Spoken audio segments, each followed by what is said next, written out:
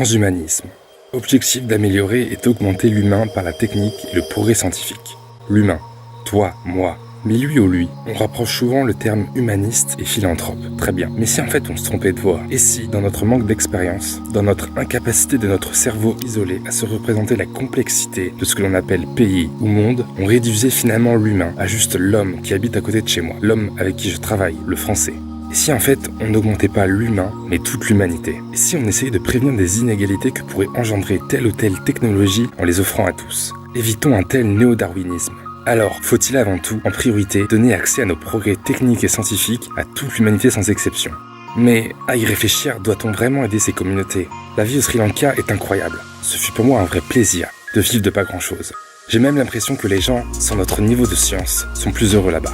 Les aider, c'est peut-être le risque de voir des cultures, des scènes de vie ou des lieux disparaître à cause de la révolution technologique. Mais attendez, vouloir qu'un pays reste dans son jus pour le plaisir d'y aller en voyage, le tourisme de la pauvreté, ça c'est égoïste. Bon, je dois dire que je me perds complètement là.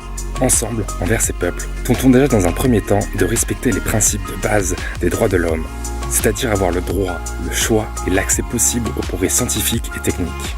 Les nouvelles technologies, pour nous, c'est notre iPhone 11, 12, 13.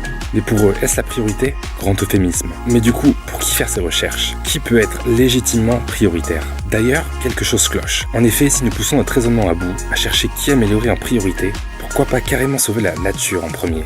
Et oui, c'est elle qui est le socle de tout, de notre existence. Sauver l'homme est vain ainsi, en dessous, toute la Terre s'écroule. Et là, on arrive à un paradoxe. Car mettre toutes nos recherches et tous nos moyens dans le sauvetage de la nature, c'est quelque part nous sacrifier, nous, les humains. Abandonner les recherches pour notre santé, contre les cancers, contre les maladies telles qu'Ebola ou le choléra. Et donc tout le contraire du début. Alors oui, quel bon milieu choisir? Quelle dose d'égoïsme avoir? Et contre-intuitivement, c'est peut-être ce qui fonctionne le mieux aujourd'hui. De penser d'abord à soi. Laissons quelques entités comme Google créer des jouets technologiques pour les riches, car ces créations, ces intelligences pourraient peut-être demain trouver la solution aux grands problèmes de ce monde. La sagesse peut-elle émerger à partir d'individualité égoïste? En effet, à titre de comparaison, lorsque vous regardez un neurone isolé d'un cerveau, difficile à dire qu'il s'agit quelque chose d'intelligent. Ce n'est qu'en ayant une vue d'ensemble que l'on voit la conscience émerger. Quand de grandes choses nous dépassent, comme la misère de milliards de personnes, à des échelles que même un État ne peut gérer, faisons émerger une intelligence collective, celle de nous tous réunis. Individuellement, nous ne savons pas quelle voie choisir, devant l'immensité du problème.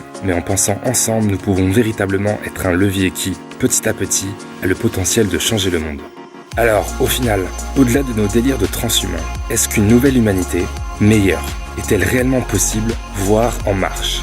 Ne posez pas cette question à un utopiste comme moi, mais en tout cas, sachez que je ferai tout pour ça.